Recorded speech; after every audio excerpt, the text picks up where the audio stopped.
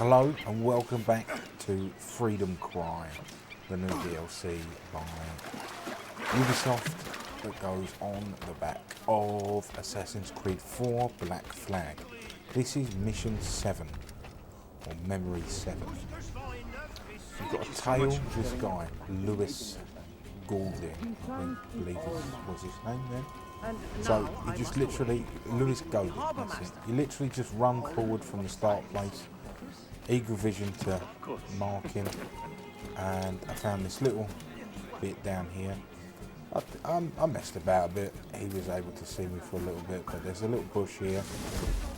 Jump in there, and then he walks past, and you can sort of stay parallel to him because you're on lower ground, and he doesn't really see you. This was, right, I ended up doing this bit a few times. It was one of the hardest tail missions I've had to do. There's a lot of guards around on his route, and he stops an awful amount of times. So I ended up finding this route, and this is the route I would suggest anybody take, because I tried it on the roof, and on the roof was absolutely terribly hard. There's so many shooters on the roof that I just gave up on that, and I was like, right, I'm going to choose a different way, and I've done it on the floor using the buildings as cover. So I've followed him a little. I'm a little bit far away from him, and I also got stuck on a bucket, and then he climbed on the bucket and then climbed off. Nice. So yeah, if you remember from the previous mission, this is where you was doing a tailing before, but if you go on the roof at that point, there's just all sorts of havoc happening. So I just come round the building, and I stayed this side of the building, and then Lewis Goulding meets up with another fella right here, and they talk about some stuff, and that triggers the next part of the mission. So you now have two people you have to keep tagged and keep your eye on. The next part of the mission, you've got to tail them a little bit further along, and I was like, okay, this is all restricted area, let me get behind this building. I got behind here and I found this bush. Now this bush is key to doing this next part of the mission. I found this bush to be the very easiest place to start this next part of the mission from. And I don't know, the way I did this mission kind of felt a bit cheesy in a way, because I'm sure they meant for you to do it a lot more, I don't know, I'm sure it was supposed to be a lot more difficult than it ended up being for me. So I'm waiting here, I'm scoping the area out. I've got to reach that marker without being detected, without damaging the two tagged yellow people. So I spent a little while checking out what was going on, and I decided I was going to drop a firecracker and distract a couple of people into this bush. So drop the firecracker, I'm like, okay, I'm going to swing over to this bush here on the right. So I get into this bush, and then I realise I can get straight to that bush that the guy was standing in, and there's no one about. That guy kind of wants to have a look, but then he gets distracted by the firecracker as well. So I'm just in this bush on my own, right next to the objective, and I'm thinking, hang on a minute, this is pretty much, this part of the mission is pretty much easy going from now. So that guy's backing up, reversing, I don't know what he's doing. So I'm like, okay, let me knock this guy out, because of my newfound glory of not killing people during missions. I thought, oh, I'll just knock him out, see how that goes.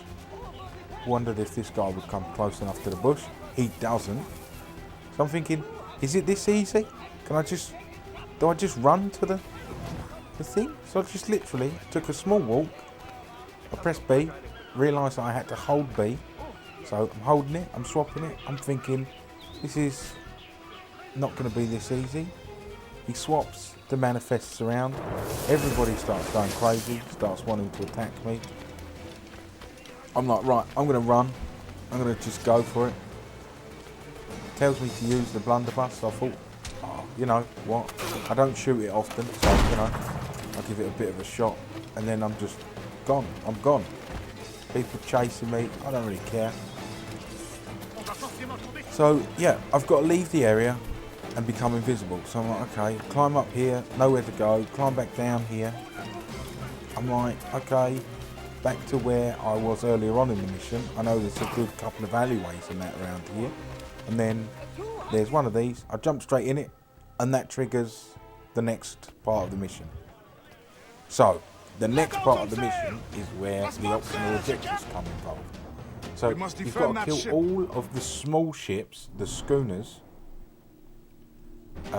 before sinking the brig. And you've also got to sink all of the ships within 6 minutes.